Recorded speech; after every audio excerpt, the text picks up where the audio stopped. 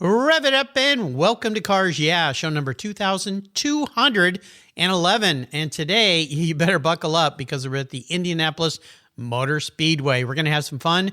Be prepared to be inspired. This is Cars Yeah, where you'll enjoy interviews with inspiring automotive enthusiasts. Mark Green is here to provide you with a fuel injection of automotive inspiration. So get in, sit down, buckle up, and get ready for a wild ride here on Cars Yeah.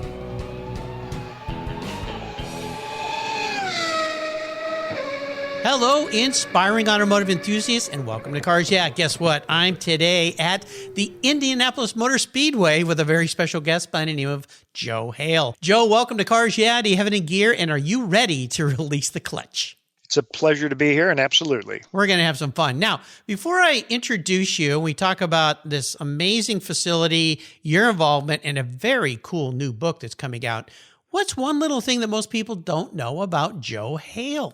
That I feel so fortunate to be here right now because it's really giving me an opportunity to learn a completely new industry. I mean, I'm from Indiana originally, born here, grew up here, and Southern Indiana, we listened to the 500 on the radio on Memorial Day. You know, my dad was a mailman, couldn't really afford to come to the race, but we certainly listened to it. And I'm not going to say that, you know, historically I'm a car guy, because I have learned so much the last 2 years from being here. Yes, I used to watch the race. Yes, I like cool cars. But in terms of really digging into it and learning a lot, it's been such a wonderful opportunity. And, you know, this is the second career for me, too. And so, you know, I'm a big believer in being a lifelong learner, and it never stops. And this is just the coolest opportunity for me I can imagine. Well, you're a fortunate guy because that is a neat place. I've had the luxury of being there for several races, including the first F1 races that ran there, but of course for the Indy 500. And as I describe and introduce you here, you listeners will learn that, yeah, indeed, Joe comes from a wide variety of different industries and career paths. We'll learn how you landed in this role, talk about cars, and a fantastic new book that Bill Pack put together. You listeners heard me talk to him last week. This thing is pretty cool. So let me give you an introduction. Joe Hale is the president of the Indianapolis Motor Speedway Museum. He's leading the team to reimagine the museum in a wholesale fashion and to guide the museum staff and supporters towards a future state-of-the-art museum, community asset, and world-class destination. His career started as a high school teacher, and he's come a long way since then in a wide variety of different venues. He later joined the Indiana Arts Commission back in 1975. My gosh, I was in high school then. Moved to a programming role in historic New Harmony in Southwest Indiana. He says he's an Indiana boy. I think so. Joe then returned to Indianapolis to lead the Metropolitan Arts Council. He was executive director of the Dreamland, a year-round nonprofit film and cultural development center on Nantucket Island in Massachusetts. He kind of went east. Transformed it from operating at an annual deficit to a strong surplus while creating a pillar within the Nantucket community. He served as interim president for the PSI Energy and president of CG&E and CCO at Synergy after a merger and president of the Synergy Foundation. You have been all over the place, my friends. So we'll be back in just a moment. But first, a word from our sponsors. So please give them a little love. They put the fuel in the tanks here, and we'll be right back. Do you live where the climate is a great challenge? I do. Up here in the Pacific Northwest, it rains a lot during the winter and even into the spring. And that's why I love Covercraft's newest 5-layer all-climate cover. It was specially developed and engineered for anything that Mother Nature can throw your way. It's soft, it's breathable, and easy to store, and it pampers your paint plus your interior surfaces from maximum UV, rain, dust, and snow protection. Add their gust guards if you live in a windy area for extra protection to keep your cover secure. Your 5-layer all-climate cover is custom tailored with Covercraft's specific attention to detail, form, and fit. The quality and attention has been their standard since 1965. Covercraft protects cars, trucks, motorcycles, RVs, trailers, and your watercraft too. Every one of my vehicles is protected by a Covercraft cover, whether stored indoor or out. And I've got a deal for you. If you use the code YEAH21 at covercraft.com, they'll give you 10% off your Covercraft order. That's right, 10% off. Just use the code YEAH21 at checkout. Covercraft, protecting the things that move you. American Collectors Insurance, that's my go-to for all collector car insurance needs. But did you know they also insure your valuable collections of automobilia and other collectibles. If you're like me, you've invested in a lot of cool collectibles over the years. Those items are valuable, and if you were to lose them in a theft or a fire, well, try to get your normal homeowner's insurance to pay you what they're worth. Good luck with that. American Collectors Insurance provides you with assurance and confidence that your collectibles are fully covered. They insure a lot of items, including automobilia, wine, baseball cards, books, figurines, die-cast models, model trains, glassware, sports memorabilia, toys, and a whole lot more. American Collectors Insurance, they've been protecting us enthusiasts since 1976. They provide you with an agreed value insurance policy backed by a long history of taking care of their clients. Give them a call today for your personal agreed value quote at 866-ACI-YEAH. That's 866-224-9324. Tell them you're a friend of mine, Mark Raines here at Cars Yeah, American Collectors Insurance. Classic car insurance designed by collectors for collectors. Automotive enthusiasts just like you and me. That's American Collectors Insurance. You listeners know that I'm a huge car care fanatic, and my friends at AutoGeek created their Wolfgang Deep Gloss Paint Sealant for perfectionists like you and me. Wolfgang Deep Gloss Paint Sealant is designed to provide long-lasting protection and a glossy, slick finish that, well, it's unmatched. The use of polymer technology ensures your paint is protected from environmental contaminants, those damaging UV rays, and lasts up to 3 months long. By providing the glossy look of carnauba wax with the longevity of a synthetic formula, Wolfgang Deep Gloss Paint Sealant is the best of both worlds. Go to autogeek.net to get yours for the best product selection on the internet today, along with their skilled technical support. Autogeek.net is where I go for all my detailing needs. That's autogeek.net. So, Joe, what a life. I want to talk a little bit about your career because you've done a lot of very interesting things, and then bring that into how did you land at the Indianapolis Motor Speedway directing what, and I've been to the museum, it is full of wonderful things, and I can't wait to see where you guys take it. But let's have a little walk through your career path because you've done a lot of different things. Well, listening to you describe it, it sounds like I can't keep a job. I didn't say that. You did. But, one thing has always led to another, and I did. I was born and raised in southern Indiana, and my mother got polio when she was in her 9th month of pregnancy with me. Oh my gosh! So she was in an iron lung when I was born. What? And we weren't supposed to live. No one had ever had a child that late in their pregnancy. Wow! But anyway, she eventually regained use of her upper body, and she spent the rest of her life in a wheelchair. She had my brother 3.5 years later. Wow! But one of my earliest memories is pushing her wheelchair around the neighborhood in New Albany, Indiana, collecting money for the March of Dimes. So this whole idea of kind of giving back to the community, the whole importance of the nonprofit sector in our society has just been instilled in me from the very beginning. So I've kind of carried that forward because regardless of what I've been doing career-wise, being involved in the community, being involved in helping different organizations, either on the board or as a volunteer, has been very happy too. Very part of my life as well. But anyway, I was in New Albany, went to college in Indiana, certainly, started teaching in southern Indiana. I was coaching the girls' swim team. And then we moved to Germany for 2 years where I taught in Germany and did a little coaching over there. Came back to Indiana and thought I wanted to get a PhD, started it. It wasn't a fit. And so then I moved to Indianapolis and we kind of began our true careers here, my wife and myself. And so had our children here. I worked in the not-for-profit sector, as you mentioned, Mark, but then when I turned 30, I thought maybe it's time to get a real job, whatever that is. And I spent about 10 years in commercial real estate development and construction, did a lot of medical buildings around the hospitals. We ended up building the Salesforce Tower, which is now the largest building in Indiana. Yeah. Wow. And then an architectural firm with whom I was working, were looking for a new president. And so I actually became president of it's called Castler and Associates, which does interior architecture. We had offices in Cincinnati and Indianapolis. I opened an office in Cleveland. We sold that. Then a friend said, what are you going to do next? And he had come to Indiana to run PSI Energy, which was the largest utility in Indiana. I said, I don't know a megawatt from a light bulb. He said, well, you can learn. And a year later, we announced a merger with Cincinnati Gas and Electric Company to create a company called Synergy Corp. I was with them. We moved to Cincinnati. I did run Cincinnati Gas and Electric electric company for a while. Then we announced a merger with Duke Energy to create the largest utility in the United States, Duke Wow. Energy. And so I had a change of control provision in my contract then.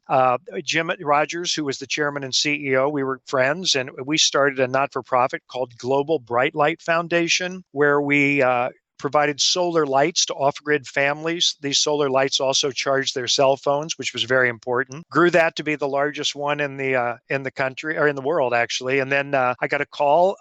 Could you come to Nantucket? We have a home on Nantucket, so I've been going out there for about 45 years about this cultural center that was losing money. And so, interestingly enough, one of the board members was Kathy Penske.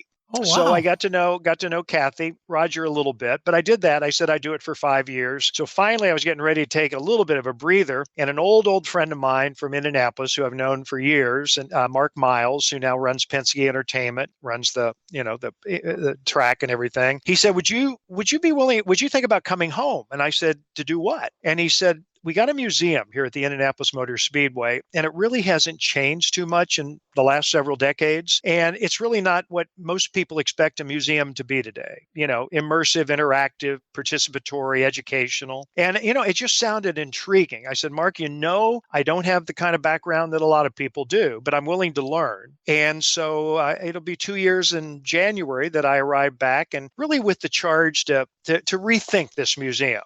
Mark, I'll never forget the first week I was here. I was in the downstairs and talking to guests, and what do you think? Are you having a good time? What's your impression? This one woman said, "Do you really want to know the truth?" And I said, "Well, please, that's why I'm asking you." She said, "To me, it looks like an indoor parking lot set in a middle school cafeteria with books on the wall." And I said, "Well, I don't know if that's the tagline we're going to use going forward, but you may have nailed it." So anyway, 2 years later, here I am.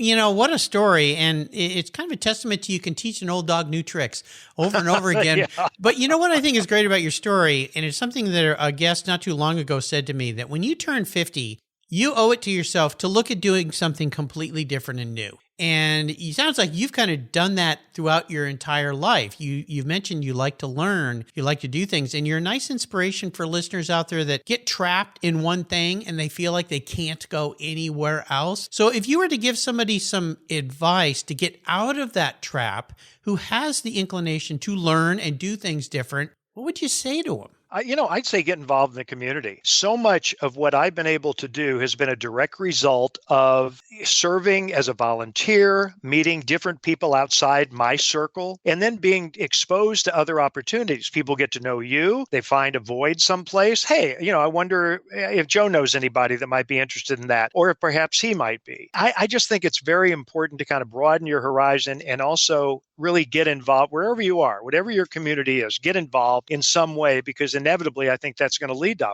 other opportunities, be it professional or volunteer. Great advice. Now, for what you're doing now, and with, of course, Roger Penske taking over the track, everything he touches gets inspiring, modified, bigger, grander. And so this is perfect, because I have to agree a bit with that lady that you spoke with when first time I went.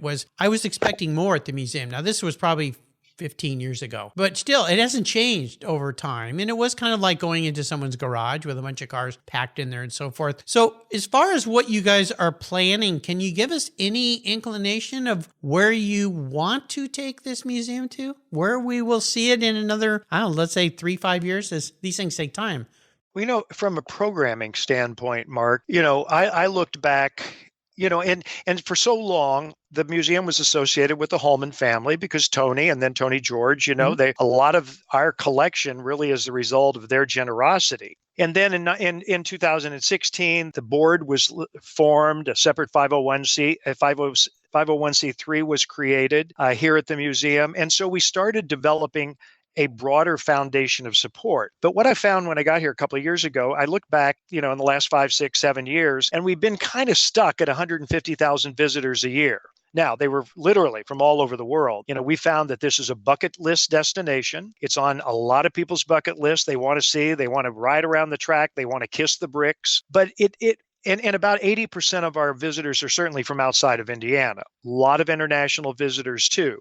But what I saw, one of the issues was that, we would open an exhibit around the race on A.J. Foyt. That exhibit would stay up for a year. So if I saw that in May during the race, what's my incentive to come back? Because nothing's going to change. So this year, for instance, we have 5 exhibitions. So we're giving people reasons to come back. And they're also, I think they're touching different audiences, if you will. I mean, we have this wonderful exhibition up called Roadsters to Records, which is about that kind of iconic decade plus from 1960 to 72, when the design of cars changed so much and the speed kind of went through the roof. We have another one up now called Traditions, and it focuses on all those traditions that have sprung up around the race. What's their origin, the reason behind it. We have another exhibition up right now called Sleek, the art of the helmet. And, there's not a car in that exhibition, but it's been one of our more popular ones. We have a 9 historic helmets from 1911 on. We have 9 helmets that are being used by drivers right now. And, why are they decorated the way they are? And then we commission 9 Indiana artists to kind of do fantasy helmets. And so there's interviews with the drivers that have worn the helmets, with the artists that have made the helmets.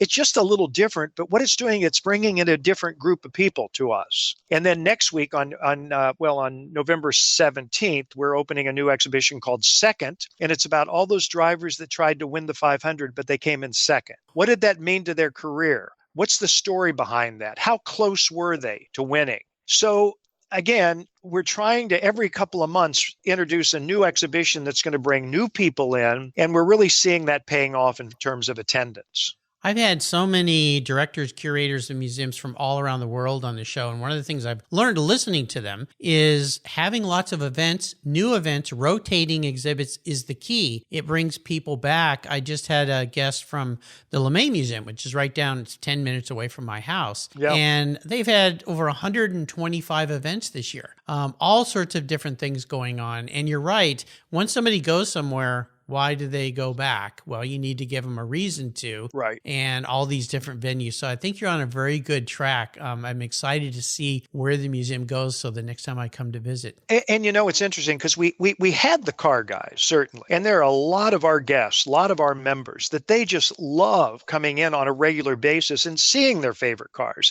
And I should point out, it's not totally static there because we're constantly loaning cars. Right now, we've got one of our incredible cars, that 1954 196 Mercedes that I think is like a piece of sculpture. It's a work of art, but it's at the Peterson right now in their Andy Warhol exhibition that Andy Warhol did for Mercedes, did silk screens. So in exchange for that, we got the first Ferrari ever made that was in the Peterson collection. So we've got that downstairs in our basement collection right now. And our basement collection is kind of a VIP tour that we have now. We just started it last year. It's a lot of people used to call the basement an indoor parking lot because we had a lot of cars crammed there. We've really tried to make it an exhibition. You come in and chronologically see the development of the Indy car. And then 1/4 of it is actually attributed to Indiana built cars, because at one point there were over 300 car manufacturers in Indiana, far exceeding Detroit and Michigan. And so we have 1/4 of the museum of the basement that way. But it's been interesting. It's not for everybody, and we acknowledge that it's expensive, but that revenue has helped us do some of the planning for new exhibitions and maybe someday a renovated museum. We take 6 people down at a time. It's docent led. No cameras are allowed.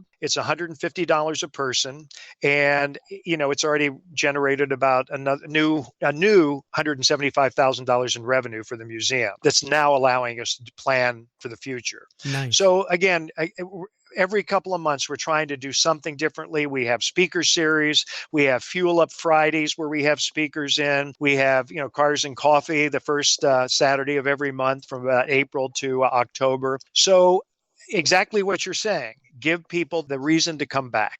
Right. Well, the Peterson does the great event. You talk about basements, their vault, Right. which they proved is a great place, very much like what you're doing there, where it's somewhat private, exclusive, no photos. I got to shoot when I was doing a TV show back in 2019, one of my shows down there, which was really cool. So yeah, you're on a good track, I think, for sure. Now, I have a feeling, given a guy like you that likes to give back, mentorship and influences are a key part of your life. Not only you influencing others, but people that have influenced you. Do you have somebody like that in your life that's been a key influencer?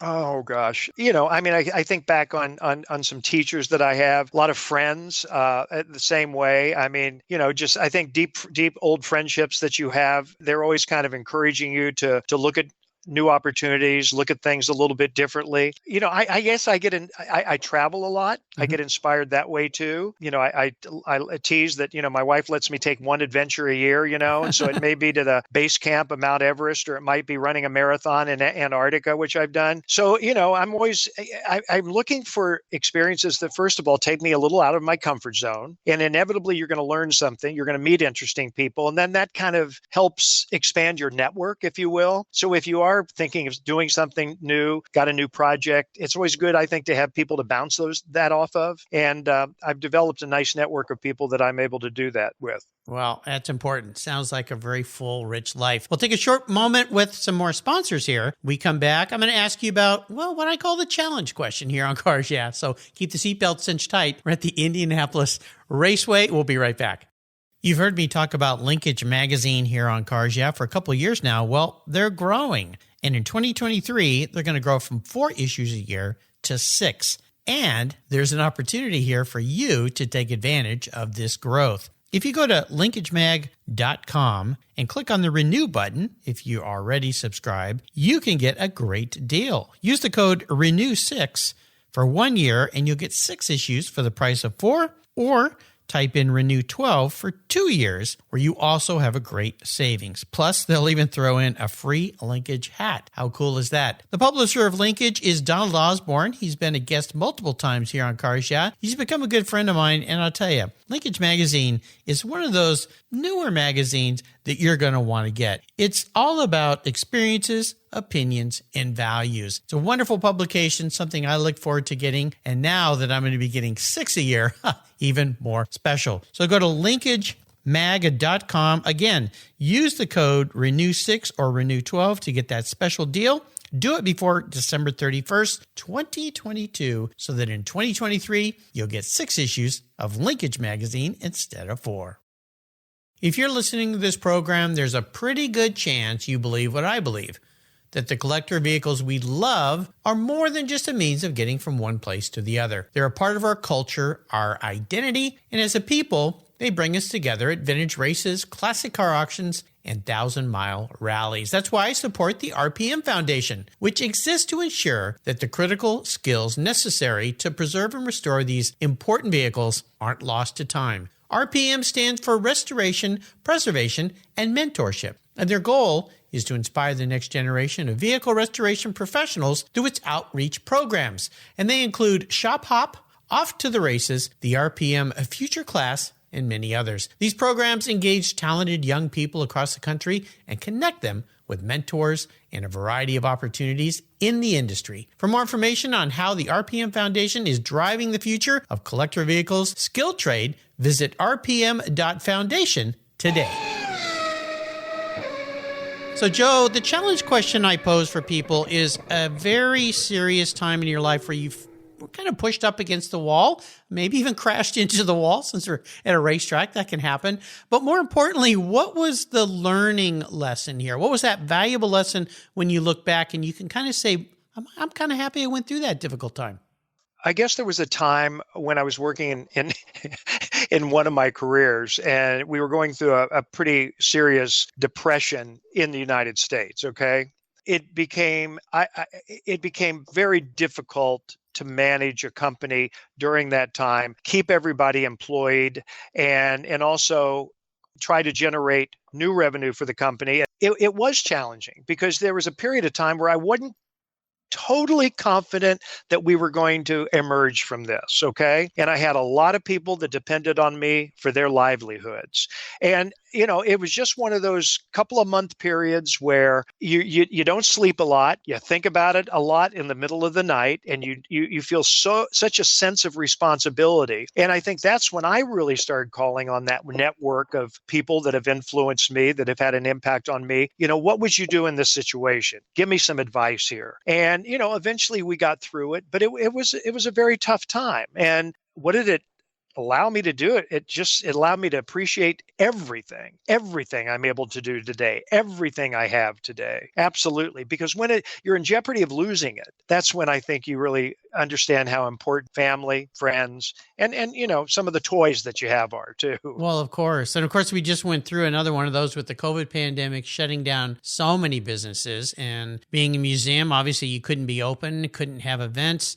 I mean, that's can be a death knell to many, but you're right, reaching out. The period of time you were going through, was that the 07-08 crash? Yes. Yeah, real estate. You mentioned you worked in real estate. Right, and right. That was another, I think for young people that weren't working at that time, that was big time serious. That wasn't a shorter period like COVID. That drug out 07, 08, 09, even into 10 ramifications. So, yeah, I think your key answer to that question there is reach out to others. Yeah. You don't just feel like you're in this bubble by yourself. Others are facing this too. Others have faced it, especially more mature people who've been around, because especially real estate. I mean, you and I have been around for a while. So in the 80s, 70s, there was a bad one. You talk about the oil embargo and all of that. And then it happened again in the late 80s, early 90s. Right. And then it happened, it just these cycles. So that rainy day fund is important. We should be pretty good at it by now. Well, you think so, but just when you forget all the pain, sometimes it kind of comes back and you got to relearn it. But it seems like one thing I've learned is human beings can be very resilient if they reach out and ask for help. And most of the time, there's great help to be given. We talked a little bit. I like to ask about bucket list items. We did touch on this with where you see the museum going. If you could project out your grand vision and your team, because you work with a lot of great people, do you have a grand vision? Will the museum stay on like where it is, expansion maybe? I think that's one of our calling cards, if you will, the fact that we are right inside, the Indianapolis Motor Speedway. You drive in, and this brutalist building, built in the 70s is literally the first thing you see. It's imperative that we stay here. And Roger realizes that, Mark realizes that, everybody connected to the 500, I think, realizes how important that is. Now, does it need to change? Absolutely. I mean, we are nearing the end of the useful life of an HVAC system, fire suppression. All of that's going to be have to be done. So, our thinking is if that has to be done, well, that's the time to take a look at, what should this museum be? When you walk in, and you've done this, Mark, when you walk in, you basically see our entire museum. It's right there in front of you. There's no real storytelling that takes place inside of it. That's something we would like to change. A series of galleries that tells you a story. A lot of people come here because they want to take the tour around the track and kiss the bricks. That's really, really important. Well, a lot of times we don't have the track available to us because Goodyear or Firestone may be testing something. So what the Penske organization has really been helpful to us is developing alternative tours. We have one called View from the Top, where our guests can go up to the top of the pagoda, which is typically off limits. That's where Roger Penske watches the race. They can look out on the track. People are stunned at the scale and scope of this place. You just don't get it until you see it from above or someplace. And we've developed those kinds of tours. We're looking at maybe developing a new restoration shop that could be part of a tour. I've been down to Rev. I've been to a lot of the other museums. People are fascinated by restoration of a really cool car. And so that might be part of, some type of future expansion as well, where we'd have our own restoration shop, maybe close by here. And we've got buses that we take people on tours around the track that could easily go across the street or wherever. So we're looking at those types of kind of add-on experiences, as well. Well, another thing we're doing is the book that Bill Pack has photographed for us. We created a studio in our basement and literally photographed all 34 of the winning Indy 500 winning cars that we have. It is a stunning book. We just got advanced copies last week here at the museum. I don't think there's ever been a book like this done. I mean, Bill takes each car like it's a work of art, like it's a sculpture, and he will take a photograph of the car lit beautifully, stunningly lit. And then he'll take just segments of the car, pieces of the car, so that it almost looks like, a piece of sculpture or something. We had Roger Penske write the foreword for the book. Lynn St. James wrote the introduction to the book. And then we've got, like I said, our 34 winning cars in it. And it's, I can't wait. We're going to have a book launch on December 8th, and then it'll be available on our website to the public. For you listeners, if you missed my talk with Bill last week, you need to go back and listen because we go into depth about how he shot that, how the whole program came together, his artwork, his photography, and I call it art because it really is a visual artwork through photography, is quite stunning. And even the way the book was bound is very unique, where they did an open binding where it can lay flat so crossover images can be seen better. It's stunning. I'll put links on the show notes page for Joe here. You can buy the book through the museum's website. That's how you get your hands on it. And I always tell people, us car people are hard to buy for. Buy a bunch of these and give them to all your car buddies because it's a lifetime purchase. They will keep this book in their library forever, for sure. And just so you know, Mark, that page where you can buy the book will be going public on December 8th, the day we have the book launch party here at the museum. I'll put links to that for sure. Yeah. Now, I like to ask my guests about special vehicles in their lives. I'm going to twist yours up a little bit because you said you're not really a car guy, or you like cars, but you're not maybe as diehard as some of the crazy people, including myself, that have been on the show. However, I'm going to twist this question up for you. If you could pick any car in the museum and I would park it in your garage, what would it be? But more importantly, why? Oh, I think it would be that 54 Mercedes, that 196. It's so unique. It's a beautiful car. I mean, I'd love to get in it today and drive it to Ushuaia, at the tip of South America. I mean, you talk about a road trip, that would be it. Yeah. No, I think that's just such a gorgeous car. You know, it did go around the track once, not racing by any means, but it did drive around the track. But, you know, I guess you could argue that it's not directly associated to our mission, but it's such an important car, like the Ferrari that we have, that the first Ferrari to win Le Mans, so important that they really are crown jewels of our collection. You picked a special car, my friend, and this is very interesting that you picked that car, but I can see why, because those cars back in the day, unlike more modern race cars, you could drive them on the streets too. They really were crossovers. You think of the Ferrari GTO and so forth. So the open wheel race cars, aren't really perfect for the street, but you picked a nice one. I've got a great story, Mark. We have a new organization called the Chairman's Council. And this is a group of people, couples, that have agreed to give us a certain amount of money each year, very generous. And then we have a dinner once a year for them. The first year we had David Letterman interviewing Bobby Rahal, which was really kind of fun and poignant at the same time. Last year we had AJ Foyt interviewed by his grandson, but we also take him on a tour. So this next year we're taking him to the Goodwood Revival, and we got a lot of cool things planned in London. Dinner with Kenny Brock at the Royal Automotive Club. We're going to have lunch inside Parliament with the Transportation Committee that oversees racing, and going to the McLaren Technology Center. We're going to the Mercedes driving experience, helicoptering into Goodwood. But last year we took them all out to the Peterson in LA, saw some private collections, Bruce Meyer's collection. And then one morning, everybody got their own McLaren, Ferrari, or Lamborghini to drive up Pacific Coast Highway to have lunch at Nobu in Malibu. Oh my And then gosh. they could take the car that afternoon anywhere they wanted to go. You talk about kids in a candy store. Oh my gosh.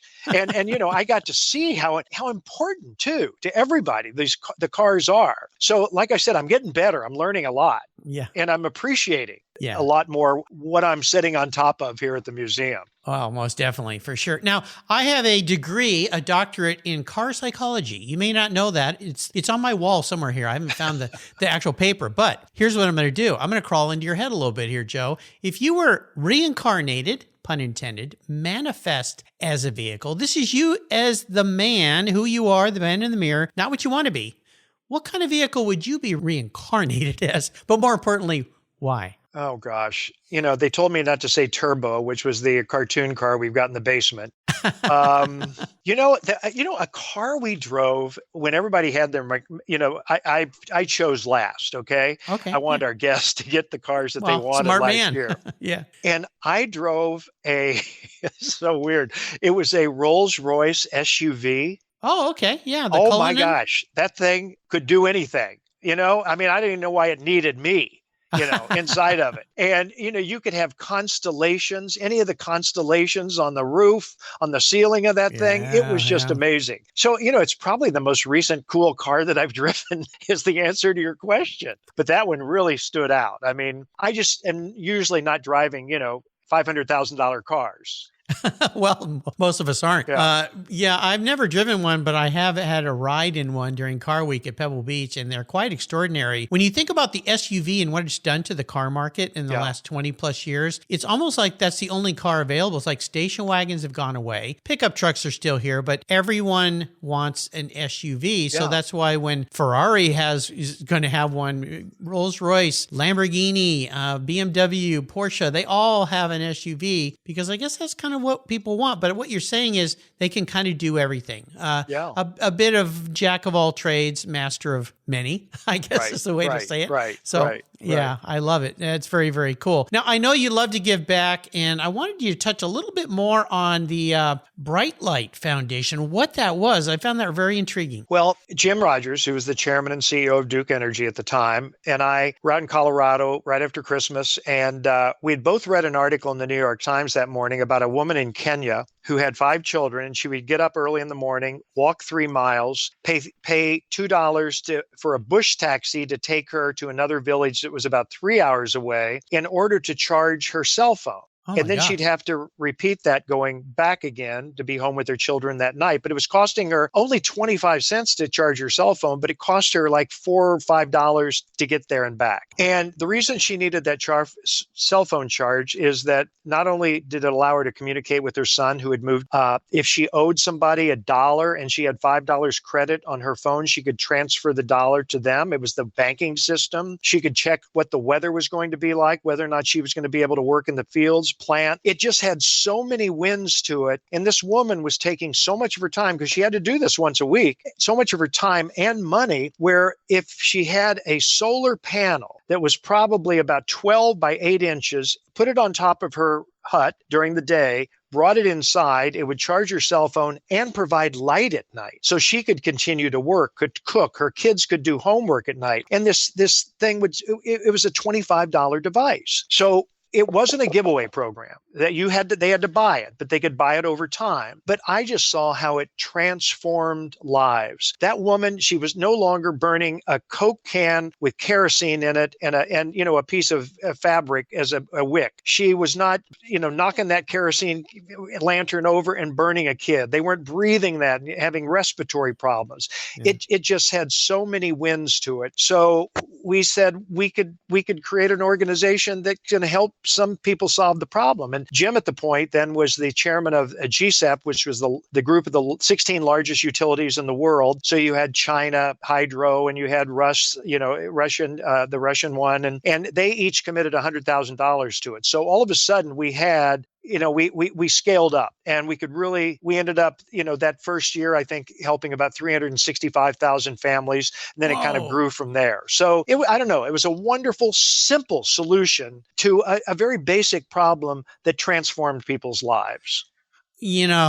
That's tremendous. My son, when he was in high school, started a philanthropic program through World Bicycle Relief, and they raised money to provide bicycles to rural rural people living out in the bush in Africa. And it's interesting. He said they didn't give it away. They had to buy it. And that's what World Bicycle Relief figured out. If you give things to people, they don't take as good a care of them as if they have to purchase them. Yeah. But they provided a bicycle for very inexpensive. And this allowed villagers to get into town to sell their goods. It allowed their kids to ride their bikes to school. Otherwise, they had to walk miles and miles and miles, sometimes through dangerous areas where there's wild animals. Yeah. You're an example, and I cite my son because, of course, I'm very proud of him and what he did when he's in high school. He's 28 now, about to turn 29, actually. Actually, tomorrow is his birthday. These are things that any of you listeners can do. You can get involved in these things and look at where they can go. What Joe did here with Bright Light, the number of people you affected, and you think about those little touch points of improving life that are so simple that we take for granted here that can happen. So my hat's off to you, my friend. That is tremendous. What a wonderful story. Of course, I always ask about books. Today we're promoting Bill Pack's book, Epic Drama, the winning collection of the Indianapolis Motor Speedway Museum. It'll be available December 8th. So you got to go check that out and get yourself a copy or 2 or 3. buy them for gifts, ultimate gift for the car person in your life. So I'm going to allow you to go on the ultimate drive today. You kind of did that in that SUV, but I'm going to buy you any car in the world. You sound like a guy that likes to go on worldly adventures. So I'm going to buy you any car to take anywhere, and you could take anybody with you, even somebody who's no longer with us, somebody from the past, which opens up the world of opportunity. So what does the ultimate drive look like for you, and how much is this going to cost me? First of all, I'd take my wife. A perfect answer. Yeah, we've been married a long time, and 3 kids and 6 grandkids, and wow, she deserves it. Now, the thing is, I tend to go places she really doesn't care to go a lot of the time. Yeah, I get it. Me too. I guess a dog sled across Antarctica doesn't qualify because there would be no car involved. I'll buy you a dog sled and some dogs if you want. That would be the first. There was a trip that I had planned, and then political situations intervened, and it was from Moscow to Dubai. And a lot of it was going to be on a train through a lot of the stands. And it's an area of the world that I don't know real well. I've been to about 100 countries, but I haven't been there. And so that always appealed to me somewhat. I'd still like to drive that Mercedes that's in the in the basement to do that. Yeah. Although actually, if I had that Rolls-Royce SUV, I could actually live in that and then save money on a hotel, couldn't I? Well, I'm going to pay for the whole thing. So if you want a nice hotel, Joe, don't worry. I'll put you up anywhere you want. I've had many people on the show that have done very long adventures in cars, all sorts of different things, Peking to Paris and all sorts of different things. So that sounds like a pretty special trip. I have a feeling you're a guy that would take great example of taking great risk and fun and enjoyment of doing something very out there. I'm always looking for that next adventure. I love it. That's great. Well, you've taken us on a great adventure today, Joe. I want to thank you for spending time sharing your world with us and what you're going to be doing at the museum. Can't wait to visit again. Before I let you go, could you share some words of inspiration, advice, or wisdom? Well, first of all, I just want to invite all of your listeners, Mark, to visit our museum. I'm continually amazed I had this, the superintendent of schools over here recently, and he's been superintendent for 9 years, but had never been inside the track, never been inside the museum. We need to do such a better job, I think, of demonstrating to young people that there are such wonderful careers associated with motorsports. I think a lot of people still have this perception that it's a bunch of grease monkeys. They don't realize that the teams today have, statisticians, aeronautical engineers, mechanical engineers, structural engineers, marketing, development. There are so many wonderful jobs, well-paying jobs, lucrative jobs connected to this profession. And one of our missions going forward is to certainly develop a better educational program, but also really work with local schools to try to provide a feeder system. And also, to be honest with you, to diversify that group of people that are applying for jobs too. I think that's going to be really important going forward. And it's something we're going to be focusing on. Well, I think it's tremendous. My listeners know I've been a longtime supporter, and they are my charity of choice, the RPM Foundation and TechForce Foundation. Both those organizations are doing exactly that, and they're great things if you've not already connected with them. And we get a grant from them to help us pay for some of our interns, so it's a great organization. We really appreciate it. Absolutely. So I think you're on a nice track. I can't wait to see what happens there. How can people learn more about the Indianapolis Motor Speedway Museum? Website's probably the best way to do it. Become a member. That'll help us grow even more. Membership start at $75. Everything's included after that in terms of all of our, most of our programming. So become a member, visit our website, buy the book, as you say, and but most important, come visit. Yeah, absolutely. A big shout out. Thank you to Bill Pack for setting this up today so that I could talk with Joe. Bill, thank you very much. Hey, Joe, thanks for being so generous today with your time and your expertise and sharing your world. What a life you've had, what a life you are experiencing, and what a life you're going to have going into the future. Until you and I talk again, I'll see you down the road. Pleasure. Thanks. This has been fun. Thank you so much for joining us on today's ride here at Cars Yeah. Drive on over to carsyeah.com to find show notes and inspiring automotive fun. Download your free copy of Filler Up, a fun book filled with gorgeous photographs of fuel filler fun, including quotes from more inspiring automotive enthusiasts. Download your copy today, and we'll see you next time on Cars Yeah.